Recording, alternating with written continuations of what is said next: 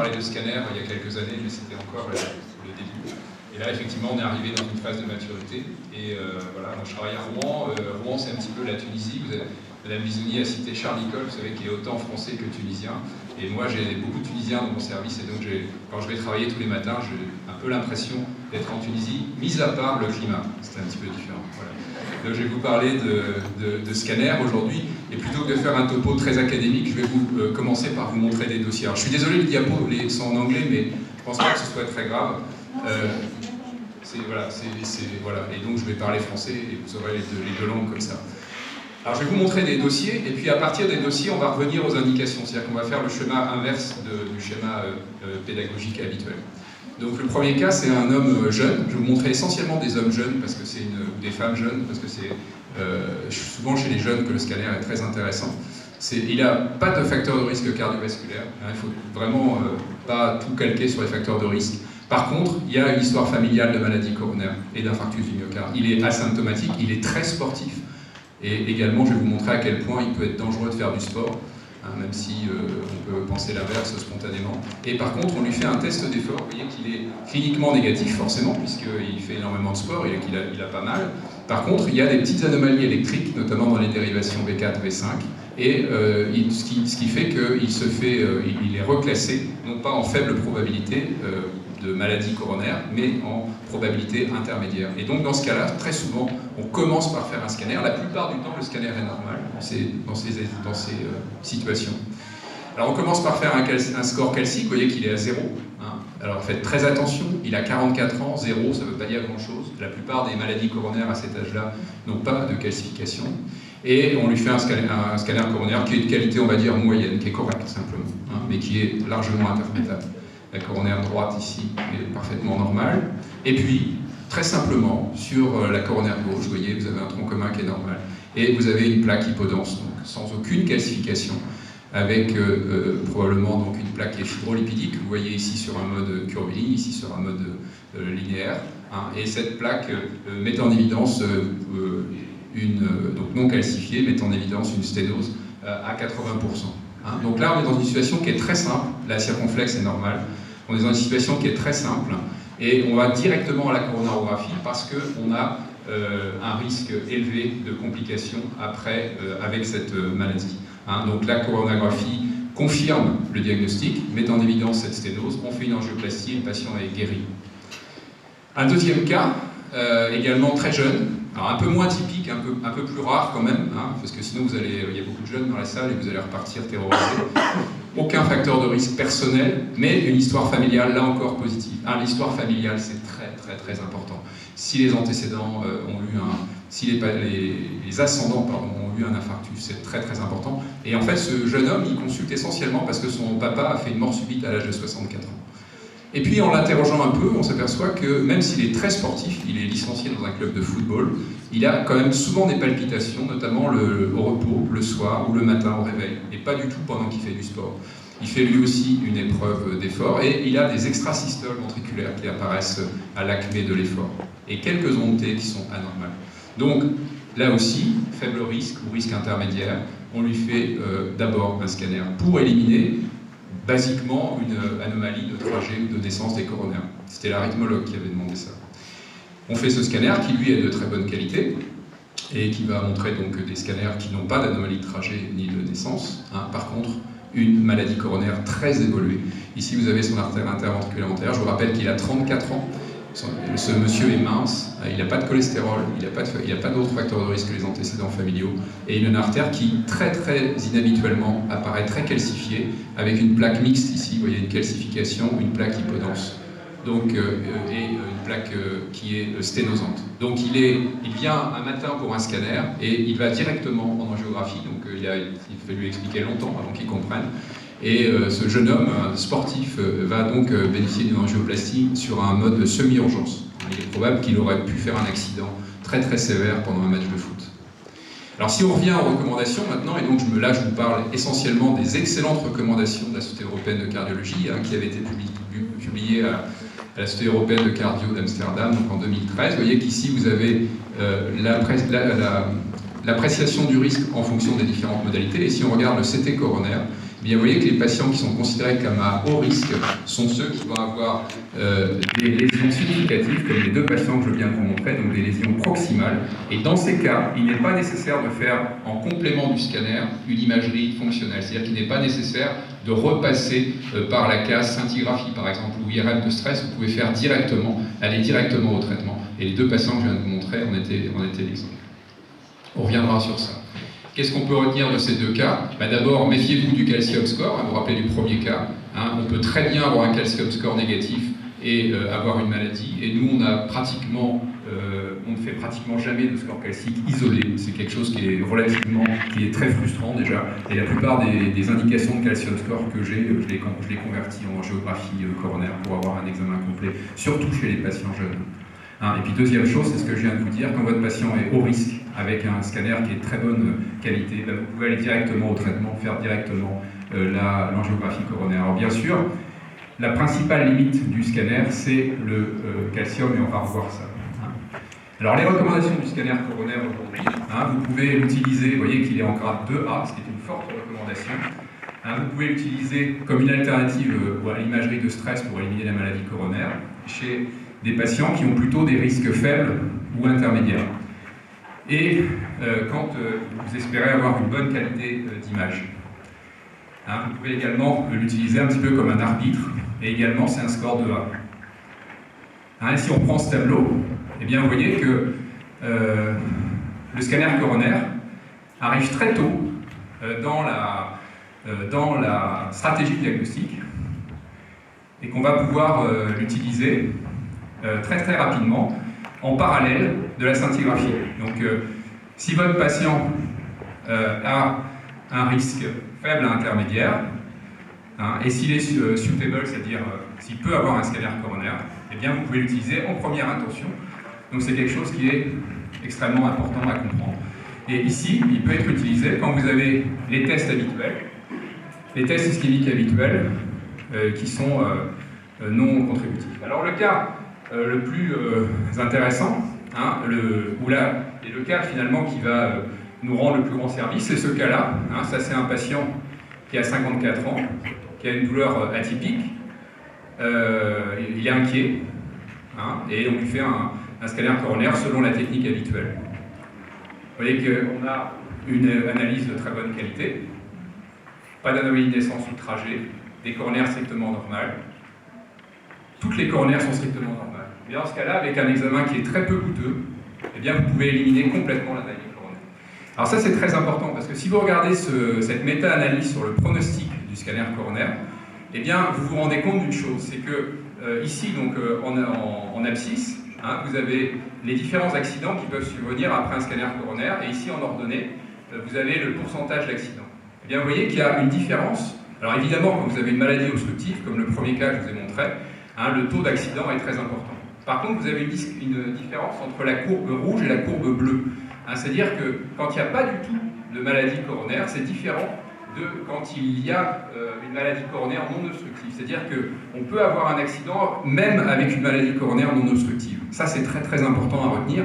Et ça, c'est la grande force du scanner coronaire par rapport, par exemple, aux techniques isotopiques, qui ne vont vous montrer que les maladies obstructives et qui ne vont pas vous montrer les plaques qui éventuellement vont pouvoir se compliquer et vont pouvoir rompre. C'est-à-dire que le patient précédent, eh bien, il a très peu de chances de faire un infarctus. Alors bien sûr, il peut avoir un décès. Vous voyez que le décès, c'est pas 0, c'est 0,15, parce qu'on peut se faire écraser sur la route, par exemple. Mais par contre, il a 0 infarctus du myocarde et il a 0 revascularisation.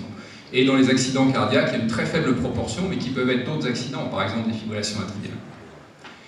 Alors si vous regardez ce cas-là, ça c'est un cas de la routine, avec un cas déjà ancien, c'est un patient un petit peu plus âgé, qui lui non plus n'a pas de facteur de risque important, il n'y a pas d'histoire familiale, il se plaint d'un inconfort thoracique, qui est relativement atypique, il est sportif également, un sport adapté à son âge, et il a lui aussi des troubles de repolarisation, en V4, V5, les enzymes cardiaques sont bien sûr normales, on est en dehors du contexte aigu, dont je ne parle pas aujourd'hui, et vous voyez qu'il a un score calcique qui est positif à 150, avec une calcification essentiellement répartie sur l'artère interventriculaire antérieure. Ça, vous voyez que c'est un modèle de scanner un petit peu plus ancien. Le modèle de scanner un petit peu plus ancien avait des problèmes avec le blooming généré par les calcifications qui gênait un petit peu l'analyse de la lumière des artères coronaires. Hein. Donc dans ce cas-là, on va être en difficulté pour interpréter, hein, surtout sur un scanner d'une génération un petit peu ancienne, on va être en difficulté pour interpréter l'artère coronaire. Et dans ce cas-là, il faut passer par l'épreuve de stress, il faut compléter soit par une scintigraphie, soit au minimum par une épreuve d'effort, soit par une IRM de stress. Mais on risque de surestimer la sténose avec cette abondance de calcification. Donc dans ce cas-là, le réflexe oculosténotique est un risque, hein, c'est-à-dire que le cardiologue interventionnel qui va voir ça risque de dire mais si c'est bouché, il faut absolument que je fasse quelque chose. Hein, on sait que le scanner peut surestimer la sténose en cas de plaque calcifiée, et ce qu'on sait aussi, et on a la chance de travailler sur une machine de toute dernière génération, c'est que cette surestimation, hein, qui nous gênait beaucoup dans les années 2008-2010, eh bien, elle diminue considérablement avec l'amélioration de la résolution spatiale qui est tout à fait marquée sur les scanners de dernière génération aujourd'hui. Donc chez ce patient-là, vous voyez, il a eu une scintigraphie qui a été positive et qui a confirmé que cette sténose était significative, et ensuite il a eu une angioplastie. Hein, vous voyez, donc il faut savoir aussi, quand on fait du scanner, se passer de la scintille ou l'IRM, ou la demander et la recommander. Alors ça, c'est le cas qui fait peur. Hein, heureusement, ça m'est arrivé qu'une fois, mais je le montre toujours parce que ce cas nous est resté vraiment très marqué dans la tête. Vous voyez, ici, on a un homme de 40 ans, il a une douleur atypique, un ECG normal. Il est inquiet, donc il vient à l'hôpital. On lui regarde ses troponines, elles sont normales. Il a un petit syndrome inflammatoire. Ça, c'est pas très agréable. Même s'il n'y a pas de CRP, vous voyez qu'il y a 14 000 blancs. On lui fait un scanner coronaire qui est d'excellente qualité, qui ne montre pas d'aluminescence ou de trajet, belle opacification, une coronaire droite qui est strictement normale, et une coronaire gauche qui n'est pas strictement normale. Vous voyez ? Si on regarde cette coronaire gauche, il y a un tronc commun qui est normal, une IVA prox qui est normale, et puis à la jonction entre la prox et la moyenne, vous voyez qu'il y a une plaque qui est périphérique, qui est mixte, à la fois hypodense et à la fois calcifiée, qui ne donne aucune sténose. Vous voyez que la lumière est parfaitement préservée. On a ce qu'on appelle un remodelage excentrique de l'artère. Difficile, qu'est-ce qu'on peut faire chez ce patient? Hein, si on regarde encore plus attentivement cette plaque, hein, et vous voyez qu'on l'a colorée avec le système de GE, vous voyez qu'elle est parfaitement périphérique. Elle est parfaitement périphérique, mais elle est mixte. Hein, si on regarde cette artère, vous voyez, elle est parfaitement ronde. La plaque croît à l'extérieur. Si on regarde, donc c'est ce qu'on appelle le signe de la bague à chaton. Hein, de la bague, hein, c'est le doigt ici, et puis le petit diamant ici. Hein. Et le patient, donc, on n'a pas grand-chose à faire. Donc il sort de l'hôpital avec un traitement médical, qu'on appelle traitement médical optimisé en cardiologie, et il fait une mort subite devant sa famille en se tenant la poitrine 48 heures après. Donc il a probablement rompu cette plaque 48 heures après. Il n'avait pas eu d'angiographie coronaire, mais au vu de ça, je pense qu'elle aurait été normale. Alors qu'est-ce qu'on pouvait faire sur ce patient? Qu'est-ce qu'on pouvait faire? C'est difficile de savoir ce qu'on ne pouvait pas évidemment faire d'angioplastie, il n'y a pas du tout d'indication, il n'y a aucune sténose. Et ce qu'on aurait pu faire peut-être, et c'est le regret qu'on a eu, est-ce qu'on aurait pu faire une IVUS pour voir si cette plaque était en train, donc une échographie endocoronaire, pour voir si cette plaque était en train de s'ulcérer, probablement. Et c'est ce qui aurait dû être fait. Et probablement qu'on aurait pu sauver la vie de ce patient. Peut-être qu'on aurait pu sauver la vie de ce patient. Toujours est-il qu'il faut bien comprendre, et on a fait une revue de morbimortalité sur ce cas, il faut bien comprendre que quand on rend un compte-rendu comme ça, il faut faire très attention à ce qu'on dit, parce que le compte-rendu, il a été lu par les cardiologues, ils ont vu pas de sténose et ils l'ont compris normal, alors que cet examen n'est pas du tout normal, il est totalement anormal, et le patient était symptomatique, donc il était à très haut risque. Et ça, évidemment, si vous aviez fait une scintigraphie, une IRM de stress, ou tout autre test ischémique, une épreuve d'effort, tout ça aurait été normal parce que cette sténose n'était pas ischémiante. Hein. On est dans le type 1 de l'infarctus du myocarde, donc on risque de mourir de mort subite par ulcération de plaque. Et ça, le scanner est capable de le montrer. Par contre, il faut vraiment communiquer avec les cardiologues sur ces patients, parce que les patients qui sont à très haut risque, parce que la compréhension qu'a le cardiologue de nos comptes rendus scanner peut être finalement mauvaise. Hein. Et la plaque, évidemment, était décrite dans le compte-rendu, mais avec insuffisamment d'insistance. Vous voyez, 1% de sténose sur la mesure automatique et du calcium.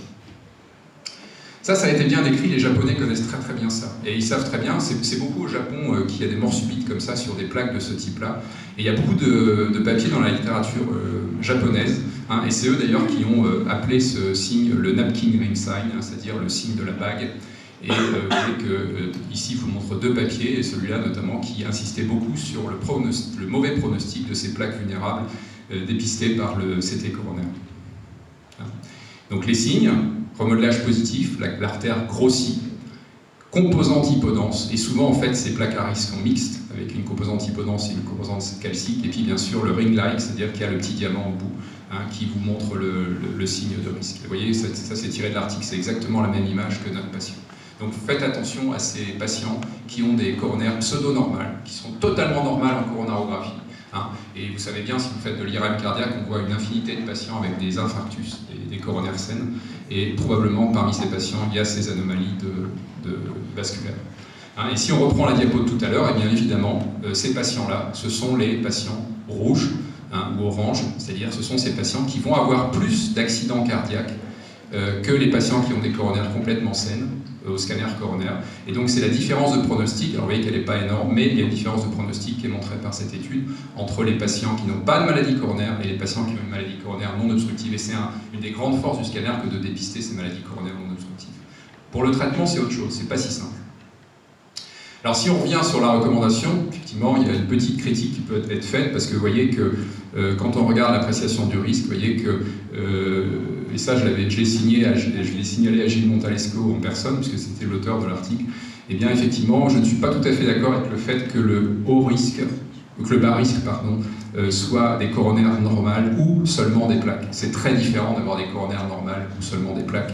C'est quelque chose qui est vraiment très très différent. Dans un cas, on a une maladie coronaire, dans l'autre cas, on n'en a pas. Donc on pourrait rediscuter cette notion de plaque only, et probablement qu'il est très très important de considérer l'anatomie de la plaque et de rechercher ce signe de la bague. Donc aujourd'hui, pour conclure, première chose très importante, le rôle du CT cardiaque dans le contexte de la maladie stable est reconnu par la recommandation de l'ESC 2013. Ça paraît laconique comme ça et très simple. Mais moi qui fais du scanner coronaire depuis les années 2000, je peux vous dire que c'est absolument, cette phrase est absolument révolutionnaire. Jamais, en 2003-2004, on aurait pu imaginer que 10 ans après seulement, on voit le scanner coronaire arriver dans les recommandations. Donc ça rebondit un petit peu sur l'introduction du professeur Bisoni. Effectivement, c'est très très important de bien comprendre que le scanner coronaire aujourd'hui fait partie de la prise en charge des patients, et en particulier des patients avec angor stable qui ont un risque faible ou intermédiaire. C'est une fantastique technique chez ces patients-là. Faites attention également aux plaques non obstructives. Faites attention à les décrire comme des plaques éventuellement à risque, surtout si elles présentent cette sémiologie très particulière avec ce remodelage positif de l'artère qui est probablement un signe de risque. Quand vous avez un patient qui a des lésions à haut risque, ne vous tracassez pas, allez directement à la coronarographie. Ça, c'est le cas que je vous ai montré en premier. Vous avez une sténose sévère de l'hiver proximal. Ça ne sert à rien d'aller faire une IRM de stress. Elle va être positive, forcément, et vous allez faire perdre du temps aux patients et de l'argent à la société, donc ça ne sert à rien. C'est une lésion à haut risque, et donc on sait qu'on peut faire directement une angioplastie dans ces cas-là. Et puis, si vous n'avez pas encore la chance d'avoir un scanner de toute dernière génération, mais ça va très vite et très probablement vous en aurez très rapidement, eh bien, rappelez-vous toujours du risque du calcium, qui est la cause principale de surestimation des sténoses. Et donc, dans ce cas-là, si vous avez beaucoup de calcium sur votre artère, dans ce cas-là, n'hésitez pas à confronter aux imageries de stress et à compléter par des imageries de stress. Voilà, je vous remercie.